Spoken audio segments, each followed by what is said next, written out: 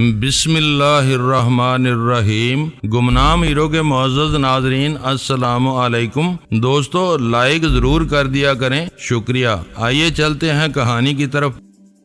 جب تک شی میدان میں رہی، شہر میں 4 ناموں کی داغ بیٹھی ہوئی تھی۔ ان میں سر فہرست میرا نام تھا۔ جہانگیر میرے دستے راستے کے طور پر پہچانا جاتا تھا۔ کالو مکرانی نے جو ہی ان دونوں کے حوالے سے واقعات کا ذکر شروع کیا، نسیم یا دوسرے شخص کا ذہن تازہ ترین اخباری اشتہاروں کی طرف مبذول ہو گیا۔ امریکیوں نے میری گرفتاری میں مقامی شہریوں کی مدد حاصل کرنے کے لیے کارآمد اطلاعات فراہم کرنے والے کے لیے خطیر رقم کے ساتھ متعدد تحفظات فراہم کرنے کی پیشکش کا ان ہی دنوں اخبارات میں اعادہ کیا تھا۔ یقیناً کسی کے ذہن میں یہ خیال سما چکا تھا کہ جہانگیر کے ذریعے میرا سراغ لگایا جا سکتا ہے۔ اسی وجہ سے وہ دونوں کچھ مذموم عزائم کے ساتھ سڑک پر اپنی پرانی گاڑی میں بیٹھے جہانگیر کی دکان بند ہونے کا انتظار کر رہے تھے۔ اسے فوری طور پر مدد اور تحفظ کی ضرورت تھی۔ جہانگیر کے ساتھ جو کچھ ہوا اور ہونے والا تھا، اس کا میری آمد سے ذرا سا بھی تعلق نہیں تھا۔ خوبرو عورتوں کے بارے میں اس کے ذہن میں جو جراثیم ہر وقت کلبلاتے رہتے تھے، ان کی تحریک کے نتیجے میں سے نسیم کے ہاتھوں جلد یا بدیر اسی انجام سے دوچار ہونا تھا۔ میری آمد سے فرق صرف اتنا پڑا تھا کہ میرے اکسانے کی وجہ سے جہانگیر نے اس کھیل کو اس کے فطری انجام تک پہنچنے سے پہلے ہی دواؤں کے پورے داموں کا مطالبہ کر کے اختتام کو پہنچا دیا تھا۔ شاید اسے اندازہ تک نہیں تھا کہ نسیم کے حسین روپ میں الجھ کر وہ اپنے لیے کتنے بڑے خطرے کو دعوت دے بیٹھا تھا۔ ایس ٹی ایف کے آدمی سے آپریٹس پر میری مختصر سی گفتگو ختم ہوتے ہی سلمہ میرے سامنے تن کر کھڑی ہو گئی۔ کیا تم مجھے بالکل ہی بے وقوف اور گودی سمجھتے ہو؟ اس نے غصے سے پوچھا۔ ہرگز نہیں، میں نے پورے خلوص سے کہا۔ مجھ سے الجھ کر وقت ضائع مت کرو، گاڑی کی چابی دو اور مجھے جانے دو۔ ایسا نہ ہو کہ وہ اسے کوئی نقصان پہنچانے میں کامیاب ہو جائیں۔ اگر وہ ڈاکو ہی ہیں تو کیا وہ تمہارے پہنچنے کے انتظار میں اپنی کارروائی کو التوا میں رکھیں گے؟ اس نے میری آنکھوں میں آنکھیں ڈال کر سختی سے سوال کیا۔ سچ سچ بتاؤ کہ کیا چکر ہے؟ یہ وہاں پہنچ کر ہی معلوم ہوگا کہ اصل واقعہ کیا ہے۔ بظاہر ایسا معلوم ہو رہا ہے جیسے وہ جہانگیر کو لوٹنے کے لیے دکان بند ہونے کا انتظار کر رہے ہیں۔ روشنیاں گل کر کے وہ دروازہ بند کر رہا ہوگا تو ڈاکو اسے گھیر لیں گے۔ شاید تم نے سنا نہیں کہ میں نے اپنے پہنچنے سے پہلے اسے دکان بند نہ کرنے کا مشورہ دیا ہے۔ میں نے یہی ایک بات پوری طرح سنی تھی۔ وہ بولی، جب تک تم نہیں پہنچو گے وہ دکان بند نہیں کریں گے، اور جب تک دکان بند نہیں ہوگی ان پر حملہ نہیں کیا جائے گا۔ وقت ضائع نہیں ہو رہا، تم میری بات کا جواب دو۔ مجھے مطمئن نہیں کرو گے تو میں بھی تمہارے ساتھ جاؤں گی۔ زیادہ تفصیل جاننے کا شوق ہے تو میرا مغز چاٹنے کے بجائے اپنے چہیتے شوہر کو فون کر لو۔ میں نے اپنی پیشانی پر ہاتھ مار کر جلائے ہوئے لہجے میں کہا۔ میں تمہیں مطمئن کر سکتا ہوں، نہ ساتھ لے جا سکتا ہوں۔ مجھے یہاں کے در و دیوار سے خوف محسوس ہو رہا ہے۔ یکا یک اس کا غصہ جاگ کی طرح بیٹھ گیا اور وہ فکر مند نظر آنے لگی۔ لوٹ مار، قتل و غارت اور دہشت کے سائے میں سہم کر مر جاؤں گی۔ مایوسی کو اپنے اوپر مسلط نہ کرو۔ اس بار میں نے بھی ہمدردانہ لہجہ اختیار کرتے ہوئے کہا، یہ محض اتفاقات ہیں۔ اپنے گھر کی 4 دیواری میں تم خیریت سے ہو، تھوڑی دیر میں جہانگیر بھی میرے ساتھ لوٹ آئے گا۔ شہر میں رہنے والے ہر وقت ایسے ناگہانی مسائل سے دوچار رہتے ہیں، ان سے گھبرانا نہیں چاہیے۔ سلمہ کے دل میں دراصل خوف گھر کر چکا تھا جسے وہ برہمی اور غصے کے لبادے میں چھپانے کی کوشش کر رہی تھی۔ میں نے چند منٹ کی ہمدردانہ گفتگو کے بعد اسے مطمئن کر دیا اور اس نے اپنی گاڑی کی چابی میرے حوالے کرتے ہوئے اپنے ریوالور کے بارے میں استفسار کیا۔ میں نے الجھن امیز نظروں سے اس کی طرف دیکھا اور کہا، تمہیں دوبارہ کوئی دورہ پڑا تو تم پھر اسے اپنے اوپر استعمال کر بیٹھو گی؟ اس کے ہونٹوں پر پھیکی سی مسکراہٹ تیر گئی۔ میں زندگی کی قدر و قیمت سے اچھی طرح واقف ہوں، اسے ذرا سی کسی بات پر ضائع نہیں کیا جا سکتا۔ تھوڑی دیر پہلے تم نے بہت خطرناک حرکت کی تھی۔ میں نے صوفے کے نیچے سے خالی ریوالور اور اس کی گولیاں نکالتے ہوئے ملامت سے کہا۔ وہ محض دھمکی تھی، مجھے خود نہیں معلوم تھا کہ اس کا سیفٹی کیچ ہٹا ہوا تھا۔ المناک حادثے ایسی ہی بے خبری میں ہوتے ہیں، آئندہ ایسی حماقت نہ کرنا۔ گولیاں چیمبر میں ڈال کر میں نے ریوالور کا سیفٹی کیچ لگایا اور اس کے حوالے کر کے فلیٹ سے نکل گیا۔ جہانگیر کی دواؤں کی دکان میں نے کبھی نہیں دیکھی تھی، مگر مجھے یہ معلوم تھا کہ اس نے اپنا وہ کاروبار لی مارکیٹ کے علاقے میں شروع کیا تھا۔ سلمہ کی سفید کرولا میں قدم رکھتے ہی اول خان کا آدمی کہیں سے نکل کر میرے پاس آ گیا۔ نیم تاریکی میں میں نے اسے پہچان لیا، وہ بچل شاہ تھا جو پچھلی شام اول خان کے گھر سے میرا سامان لایا تھا۔ ایس ٹی ایف کے اہلکار میدان میں ہوتے تھے تو ہر وقت مسلح رہتے تھے، اس بارے میں مجھے بچل شاہ سے کچھ پوچھنے کی ضرورت نہیں تھی۔ میں نے چلنے سے قبل بھرا ہوا پستول اپنے ساتھ لے لیا تھا، آخری ہتھیار کے طور پر بیم گن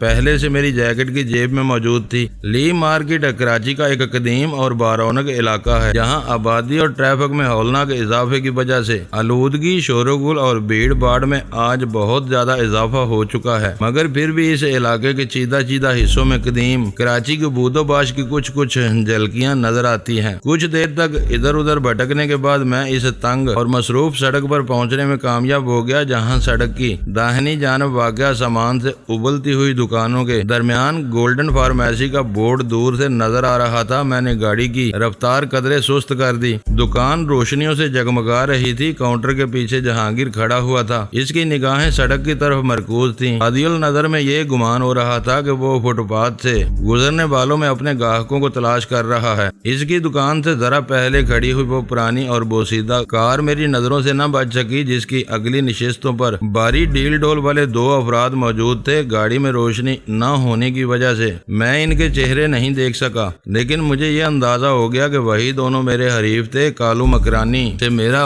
باقاعدہ تعارف نہیں تھا، لیکن شہر میں ہیروئن فروشوں کی کارکردگی کا خفیہ جائزہ لیتے ہوئے ایک آدھ بار میں دور سے اسے دیکھ چکا تھا، مگر توقع تھی کہ ان دونوں سے سامنا ہونے کی نوبت آ گئی تو میں کالو مکرانی کو ضرور پہچان لوں گا۔ وہ دونوں گاڑی میں بیٹھے سگریٹ کا دھواں اڑا رہے تھے اور عقب نما آئینے میں گولڈن فارمیسی کی نگرانی کر رہے تھے۔ ان سے آگے نکلتے ہی ہم جہانگیر کی نظروں میں آ گئے۔ سامنے سے آنے والی گاڑیوں کے ہیڈ لیمپس کی تیز روشنی نے ہماری شناخت میں اس کی مدد کی تھی۔ اس نے اضطراری انداز میں ہاتھ کو فضا میں قدرے بلند کر کے مجھے اشارہ کیا۔ میں نے بھی کھلی ہوئی کھڑکی میں سے ہاتھ ہلایا اور گاڑی آگے لیتا چلا گیا۔ ابتدائی طور پر میرے ذہن میں یہ خیال آیا کہ میں سلمہ کی گاڑی بچل شاہ کے حوالے کر دوں اور خود جہانگیر سے جا ملوں۔ اگر ہم دونوں کا پیچھا کیا جائے تو بچل شاہ ہمارے تعاقب کرنے والوں کے پیچھے چل پڑے اور اپنی سبابدید کے مطابق انہیں جہانگیر کے گھر تک نہ پہنچنے دے۔ میں نے گولڈن فارمیسی سے آگے جا کر یو ٹرن لینے تک اس تجویز کو اپنے ذہن میں کئی مرتبہ گھمایا اور پھر اس نتیجے پر پہنچا کہ میرے جہانگیر کے ساتھ مل جانے سے کالو مکرانی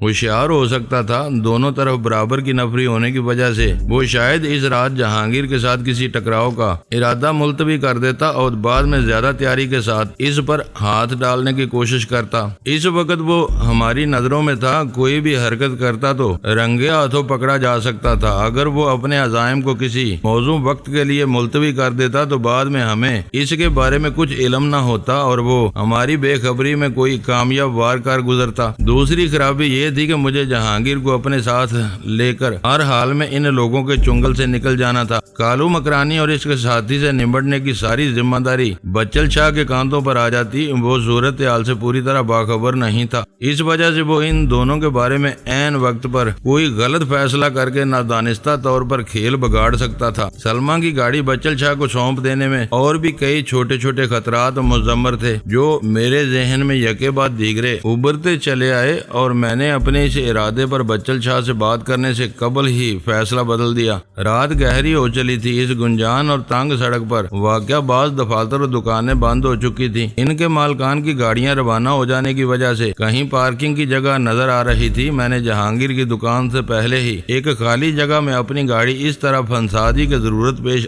آنے پر اسے نکالنے میں کوئی دشواری نہ ہو۔ سچویشن کچھ ایسی تھی کہ کالو مکرانی اپنے ہمراہی سمیت گولڈن فارمیسی سے ذرا آگے اپنی گاڑی میں بیٹھا، شاید جہانگیر کی نگرانی کر رہا تھا۔ ہم دونوں جہانگیر کے میڈیکل سٹور سے پہلے براہ راست دونوں حریفوں کو دیکھ رہے تھے۔ درمیان میں گولڈن فارمیسی کی روشنیاں گل ہو چکی تھی۔ جہانگیر اس وقت اتنا زیادہ پریشان تھا کہ اس نے شاید میری ایک جھلک دیکھتے ہی اپنی دکان بند کرنے کی تیاری شروع کر دی تھی۔ ذرا سی دیر میں تاریخ دکان کے تین سائے باہر فٹ پاتھ پر نکل آئے۔ دوسری دکانوں اور اسٹریٹ لیمپس کی روشنی میں وہ تینوں دور سے ہی پہچانے جا رہے تھے۔ جہانگیر اپنی پتلونوں کی جیبوں میں ہاتھ ڈالے الگ کھڑا رہا۔ باقیہ دونوں ملازمین نے سرکنے والے آہنی جنگلے کھینچنے کے بعد پرشور آوازوں سے شٹر گرائے اور انہیں مکفل کرنے میں مصروف ہو گئے۔ اپنی ذمہ داری پوری کرنے کے بعد انہوں نے چابیوں کا گچھا جہانگیر کے حوالے کیا اور اسے سلام کر کے آگے بس اسٹاپ کی طرف چل دیے۔ جہانگیر اپنی دکان کے سامنے کھڑی ہوئی گاڑی کی طرف بڑھ گیا۔ چند ثانیوں میں اس کی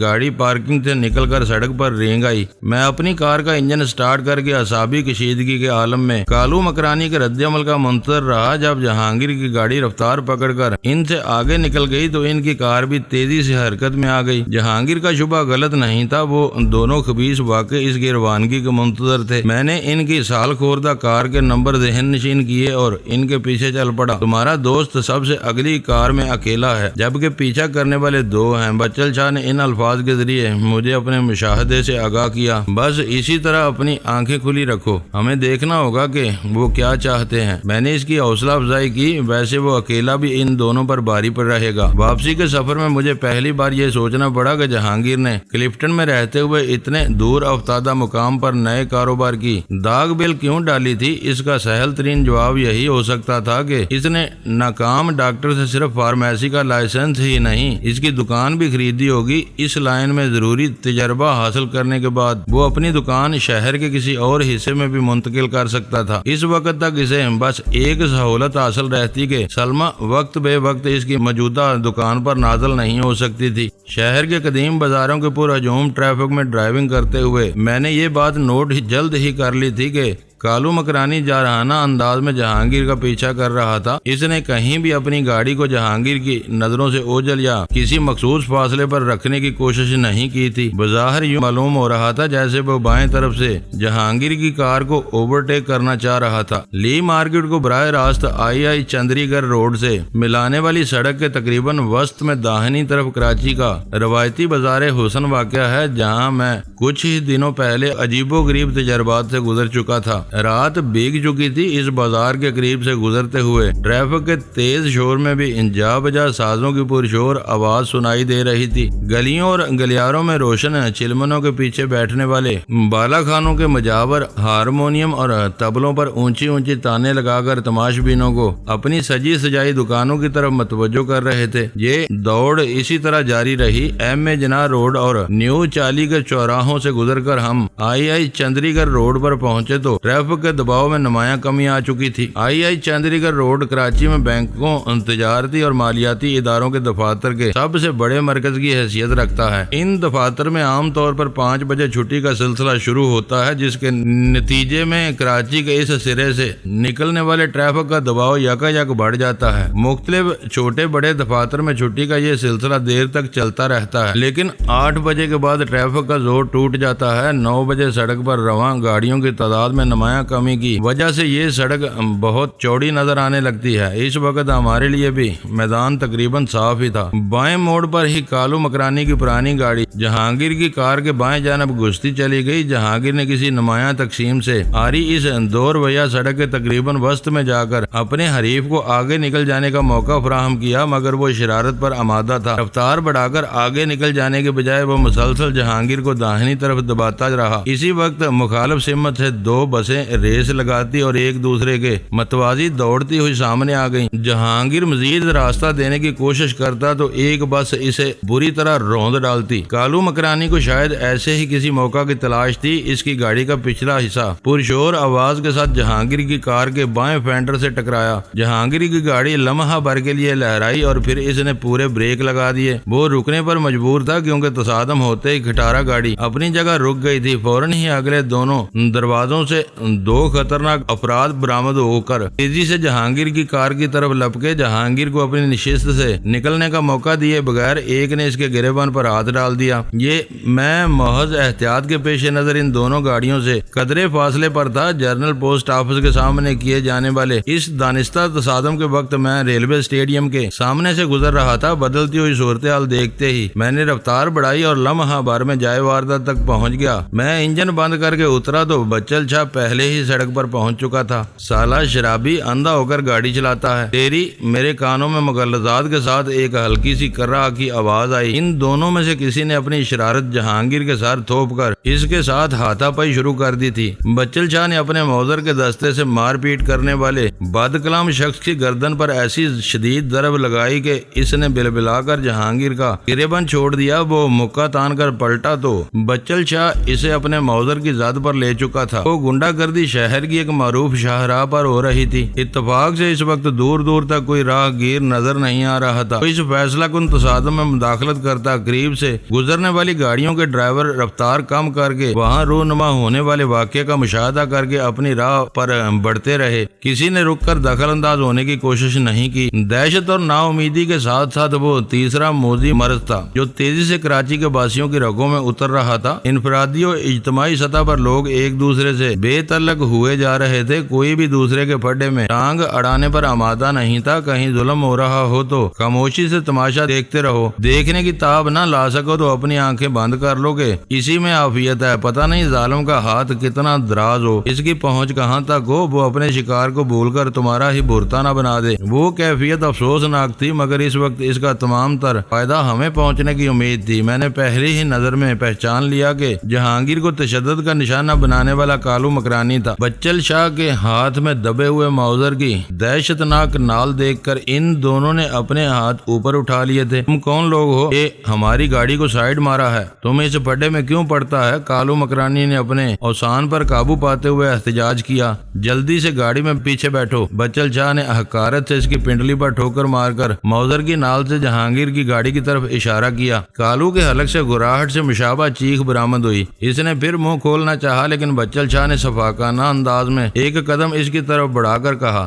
جو کہا جا رہا ہے اس پر فوراً عمل کرو ورنہ تم دونوں کو ٹھوکروں سے اڑا دوں گا۔ اس وقت تک جہانگیر بھی سنبھل کر کار کی ڈرائیونگ سیٹ سے نکل آیا تھا۔ وقت اور حالات کے تحت اس نے شریفانہ چلن اپنا لیا تھا، ورنہ ایک زمانے میں وہ خود بھی دادا گیر ہوا کرتا تھا۔ اس نے ہاتھ گھما کر پیچھے سے کالو کے داہنے جبڑے پر اتنے زوردار مکہ رسید کیا کہ اس کے دانت بج کے رہ گئے۔ میں کالو کے ساتھی کے سر پر سوار تھا۔ ہو سکتا ہے کہ وہ دونوں بھی مسلح رہے ہوں، لیکن انہوں نے ہتھیاروں کی بجائے محض اپنے زور بازو سے جہانگیر کو خوفزدہ کرنے کی کوشش کی تھی اور اس میں بری طرح ناکام رہے تھے۔ وہ اس وقت بچل شاہ کے موزر کی زاد میں تھے، اس کے جارحانہ تیور دیکھ چکے تھے، اس لیے دروازہ کھول کر زیر لب کچھ بڑبڑاتے ہوئے جہانگیر کی گاڑی کی پچھلی نشست پر بیٹھ گئے۔ اس سے پہلے کہ کالو کا ساتھی دروازہ بند کرتا، میں نے اس کی کنپٹی پر ایک زوردار اور نپا تلا مکہ رسید کیا۔ اس کے منہ سے کراہنے کی آواز نکلی۔ اس نے کسی اندھے کی طرح فضا میں اپنے دونوں ہاتھ یوں لہرائے جیسے ڈوبنے سے بچنے کے لیے کسی چیز کو پکڑنے کی کوشش کر رہا ہو، پھر کسی مردے کی طرح گردن ڈال کر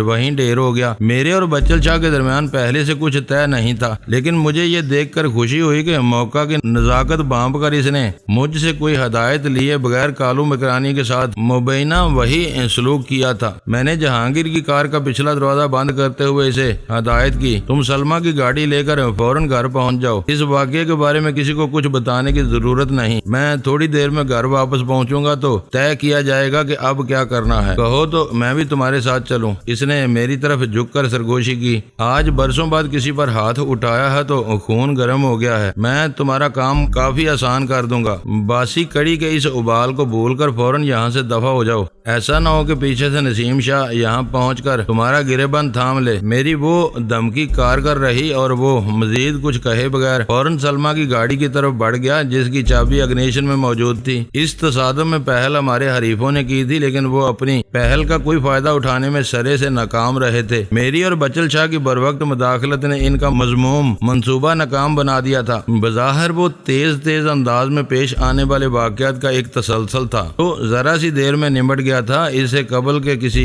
غیر متعلقہ فریق کو رکنے اور مداخلت کرنے کا دھیان آتا سب کچھ نارمل ہو چکا تھا۔ بس سڑک کے وسط میں دو آپس میں ٹکرائی ہوئی گاڑیاں کھڑی رہ گئی تھیں۔ ہم دو افراد تھے، گاڑیاں بھی دو ہی تھیں۔ کالو مکرانی کی کھٹارا اگر یوں ہی سڑک کے وسط میں چھوڑ دی جاتی تو وہ بھی جلد ٹریفک پولیس وغیرہ کی نظروں میں آ جاتی۔ میں نے بچل شاہ کو وہ گاڑی وہاں سے لے جا کر صدر میں کسی جگہ پارک کرنے کی ہدایت کی اور پھر جہانگیر کی کار میں دو بے ہوش قیدیوں کو لے کر اس کے پیچھے ہو لیا۔ بچل شاہ نے اخبارات کے دفاتر والے شب و روز مصروف رہنے والے علاقے میں وہ کھٹارا ایک گلی میں پارک کر دی۔ میں مین روڈ پر اس کا منتظر رہا، گاڑی چھوڑ کر اور اس کی چابی پائیدان پر پھینک کر وہ چند لمحوں میں میرے پاس پہنچ گیا اور میں نے گاڑی تیزی سے آگے بڑھا دی۔ اس دوران میں جہانگیر ہم سے بہت دور نکل کر نگاہوں سے اوجھل ہو چکا تھا۔ اب ان دونوں کا کیا کرنا ہے سر؟ اسی سڑک پر شاہین کمپلیکس کے چوراہے سے گزرنے کے بعد بچل شاہ نے دھیمی اور پرسکون آواز میں پوچھا۔ میرا ذہن بھی اسی مسئلے میں الجھا ہوا تھا۔ ہم نے جہانگیر سے الجھنے والوں کو پکڑ کر بے ہوش ضرور کر لیا تھا، مگر ان کا مصرف میری سمجھ میں نہیں آ رہا تھا۔ ان کا قصور اتنا سنگین نہیں تھا کہ انہیں بے رحمی سے ختم کر دیا جاتا۔ ان کے اصل عزائم کی نشاندہی بعض برس کے بعد ہی ہو سکتی تھی۔ انہیں کہیں قید کیا جاتا تو ان کی طویل غیر حاضری پر نسیم نامی خوبرو عورت جہانگیر کی گولڈن فارمیسی کے آپ کوئی بڑا ہنگامہ کھڑا کر سکتی تھی۔ ہم اس کے ٹھکانے سے باخبر ہوتے تب بھی اس آزاد خیال یا شاید بے راہ رو عورت پر ہاتھ نہ ڈالتے اور وہ ہم سب کے لیے مشکلات پیدا کر دیتی۔ میری طرف سے فوراً جواب نہ ملنے پر بچل شاہ نے اپنی بات جاری رکھی۔ فکر مندی کی کوئی بات ہی نہیں ہے، چھوٹی جگہ پر یہ ہوش میں آتے ہی ادم مچائیں گے۔ ابھی ان کو سیدھے اسٹیشن 4 لے چلتے ہیں، وہاں ان کے دماغوں کے کیڑے جڑ جائیں گے۔ اس کی تجویز بہت مناسب تھی، میں نے اتفاق ظاہر کرتے ہوئے کہا۔ فاصلہ بہت طویل ہے، یہ دونوں مردوں کی طرح بے ہوش پڑے ہوئے ہیں، راستے میں کوئی پولیس پارٹی نہ روک لے۔ اسٹریٹ لیمپس کے بار بار گھٹتے بڑھتے انعکاس میں مجھے اس کے ہونٹوں پر ہلکی سی فاخرانہ مسکراہٹ نظر آئی اور وہ بولا، سر میں تمہارے ساتھ ہوں، پولیس کی فکر ہی نہ کرو۔ ہماری فورس والوں کو ہر قدم پر پولیس کی رکاوٹ کا سامنا کرنا پڑے تو ہم ایک دن بھی کام نہیں کر سکتے۔ مجھے میرے سوال کا جواب مل گیا، مزید تجسس بے سود تھا۔ مجھے یاد آیا کہ ایس ٹی ایف کے اہلکاروں کی وجہ سے میں پہلے بھی پولیس والوں کی چھان بین سے بچ چکا تھا۔ ہماری گاڑی اشارے فیصل پر جانے کے لیے فلیٹ کلب والی سڑک پر پہنچی تو وہاں پیٹرول پمپ کے قریب اندھیرے میں پولیس کی ایک سوزوکی موبائل کھڑی ہوئی تھی۔ مسلح اہلکار کئی گاڑیوں اور موٹر سائیکلوں کو روک کے کاغذات کی دیکھ بھال اور تلاشی میں مصروف تھے۔ وہاں سے گزرنے والے ٹریفک میں سے مشتبہ گاڑیوں کو روکنے پر مامور گاگ سپاہی نے مجھ سے آگے جانے والی گاڑیوں سے کوئی طرز نہ کیا تو مجھے خوشی ہوئی کہ شاید بچل شاہ کو اپنی شناخت کی اہمیت جتانے کا موقع نہ مل سکے، مگر اس مسلح سپاہی نے گویا دور ہی سے میرے دل کی تحریر پڑھ کر مجھے رواں ٹریفک سے الگ ہو کر رکنے کا اشارہ کیا اور میں نے بادل نخواستہ کار کی رفتار کم کر کے اسے بائیں طرف کاٹنا شروع کر دیا۔ گاڑی رکتے رکتے کئی مسلح سپاہیوں نے چبھتی ہوئی عقابی نظروں سے ہمارا جائزہ لیا اور رقبی نشست پر موجود بے حس و حرکت افراد کو دیکھ کر چوکنا ہو گئے۔ انہوں نے کسی امکانی مزاحمت سے نمٹنے کے لیے اپنے خود کار ہتھیار سیدھے کر لیے تھے۔ وہ انجن بند کر کے نیچے اتر آؤ تم دونوں، ایک ادھیڑ عمر پولیس افسر نے ہماری رینگتی ہوئی کار سے دور ہٹ کر ہمیں للکارا۔ سر تم اندر بیٹھے رہو، میں انہیں سمجھا لیتا ہوں۔ گاڑی رکتے ہی بچل شاہ یہ کہہ کر نیچے اتر گیا۔ اس نے پولیس کی مسلح نفری کو اپنی نیک نیتی کا یقین دلانے کے لیے اپنے دونوں ہاتھ آگے پھیلا کر قدرے اوپر اٹھا لیے تھے۔ وہیں ٹھہر جا، میرے کانوں میں ادھیڑ عمر افسر کی شناسا مگر اضطراری آواز آئی، تیرا ساتھی گاڑی میں کیوں مرا ہوا ہے اور اندر 2 لاشیں کس کی ہیں؟ اس کی زبان سے لاشوں کے ذکر نے سنسنی پھیلا دی۔ بیک وقت کئی رائفلوں میں میگزین چڑھائے جانے کی خوفناک آوازیں سنائی دی۔ مجھے ڈر تھا کہ کہیں مفروضہ خطرے کے پیش نظر ان میں سے کوئی گولی نہ چلا دے۔ مجھے دروازے پر لگے ہوئے عقب نما آئینے میں پیچھے کا منظر نظر آ رہا تھا۔ توہین امیز للکار سنتے ہی بچل شاہ اپنی جگہ جم کر رہ گیا۔ پھر اس کی سپاٹ آواز ابھری، وہ لاشیں نہیں، وہ 2 مریض ہیں۔ مجھے روک دیا ہے تو خود آگے آ کر میری جامع تلاشی لے ڈالو۔ میری شناخت کے بعد تمہارے سارے اعتراضات خود بخود ختم ہو جائیں گے۔ دیکھ لو شاہ جی، ذرا بڑھ کر دیکھ لو۔ وہ کسی افسر کی تحکمانہ آواز تھی، یہ اپنی ہی کسی ایجنسی کا بندہ معلوم ہو رہا ہے۔ میں اس نامعلوم افسر کے مشاہدے پر حیران رہ گیا۔ شاید اس نے محض بچل شاہ کے لب و لہجے میں پوشیدہ اطمینان سے یہ اندازہ لگا لیا تھا۔ ایک باوردی رائفل تانے بچل شاہ کے قریب آیا اور چند لمحوں بعد ہی واپس لوٹ گیا۔ بچل شاہ اطمینان سے واپس میرے پہلو میں آ بیٹھا۔ سر نکل چلو، بات ہو گئی۔ وہ ایک دشوار مرحلہ تھا جو خیر و خوبی سے گزر گیا اور ہم دوبارہ اپنی راہ پر ہو لیے۔ شارع فیصل پر آنے کے بعد بچل شاہ نے نشست پر یوں پہلو بدل لیا کہ بے ہوش قیدی اس کی نظروں میں رہ سکے۔ میرے اندازے کے برعکس وہ راستے پر دنیا و مافیا سے بالکل بے خبر پڑے رہے اور ہم طویل راستہ طے کر کے ملیر چھاونی کے علاقے میں واقع اسپیشل ٹاسک فورس کے کیمپ آفس میں پہنچ گئے۔ جب سے سہراب گوٹ کے مضافات میں امریکی بحریہ کا گیا۔ ایک ہیلی کاپٹر کمانڈوز کی بھاری نفری کے ساتھ جل کر راکھ کا ڈھیر ہوا تھا اور پھر وہیں پر راس المیڈا اور ویرا کے ہاتھوں مارا گیا تھا۔ ایس ٹی ایف والوں نے متروک بیرکوں میں واقع ٹھکانے کو خیر بات کہہ کر ملیر چھاونی میں ایسا پڑاؤ ڈالا تھا کہ ایک مدت گزر جانے کے بعد یہ وہیں مقیم تھے۔ اول خان مجھے پہلے ہی بتا چکا تھا کہ جب تک ملیر چھاونی میں بھیجی جانے والی کسی نئی ریجمنٹ کو اس خطہ زمین کی ضرورت پیش نہیں آتی، اسٹیشن 4 وہیں برقرار رہے گا۔ وہاں کے رنگ ڈنگ میرے لیے نئے نہیں تھے۔ وہاں پہنچنے کے بعد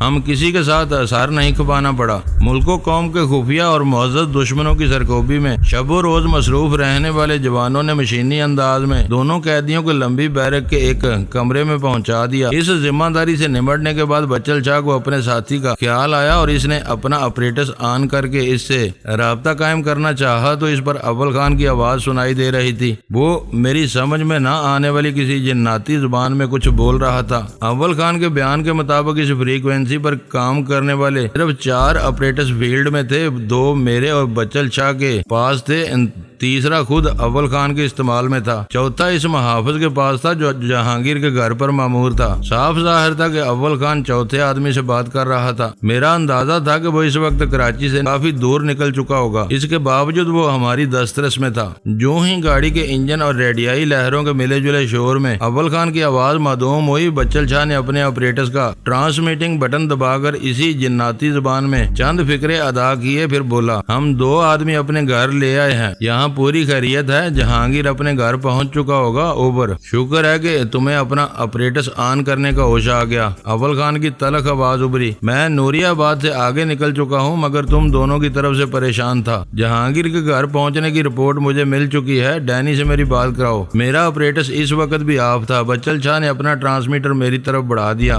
سوری خان، میں نے فوراً کہا، مجھے معلوم نہیں تھا کہ تمہارے اس سسٹم کی رینج اتنی زیادہ ہے، ورنہ میں اب تک 10 بار تم سے بات کر چکا ہوتا۔ میں تمہاری کمی شدت سے محسوس کر رہا تھا۔ تمہاری آواز سن کر میرے آدھے تفکرات ختم ہو گئے ہیں۔ تفکرات سے پہلے یہ بتاؤ کہ جہانگیر کو کیا خطرہ درپیش تھا؟ اس نے مطالبہ کیا۔ مجھے اپنے دل کی بڑاس نکالنے کا موقع مل گیا۔